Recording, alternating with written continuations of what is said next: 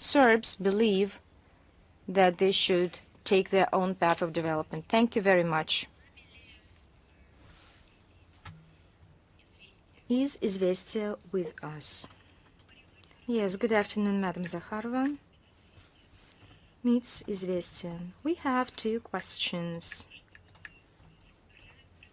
concerning that Ursula von der Leyen called Russia to show interest in regulating the conflict in Ukraine. What is the assessment of the Foreign Minister of Russia of the statement of the head of the European Commission on the need to show that it's willing to show its willingness for peace with due account of Russian position, which it showed on many occasions on this settlement? Our position, I mean the position of our country on the Ukrainian settlement, has been mentioned on numerous occasions at the top level and does not need any additional signals. Moscow has always been steadfast and open for the equal dialogue. And I believe that equality and equal dialogue is the basis of all this.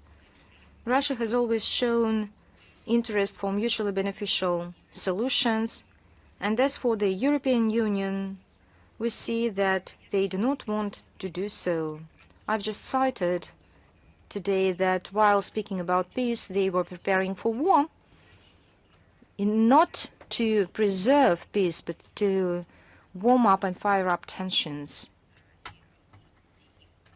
And this proves that they are lying and that their ideology is flawed, because I don't see any sense in cooperating with them if they use ultimatums, claim unilateral concessions, trying to take over Russia. I believe that if we talk about the strategy, I think there is nothing wrong, but being cunning is good. But on the other hand, the lies they use, this is the manipulation based on the crimes, extremism, terrorism, and so on. And these are quite different things. There's no interest of Europe in settlement of the conflict because Europeans have not shown any desire to engage in a direct and honest dialogue with Russia. The day before yesterday, yes, there was a press conference between the foreign minister with his counterpart from Namibia yesterday.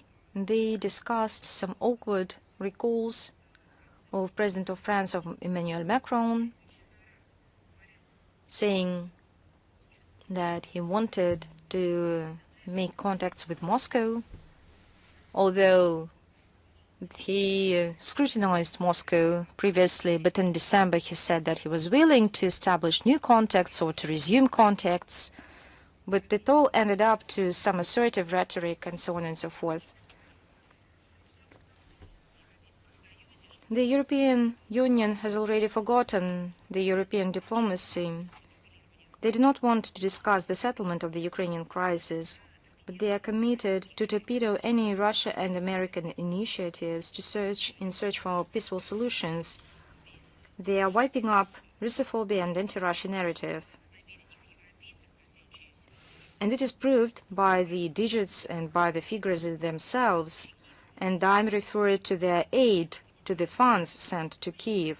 This is a kind of not even a military aid, but a financial aid and terrorist aid.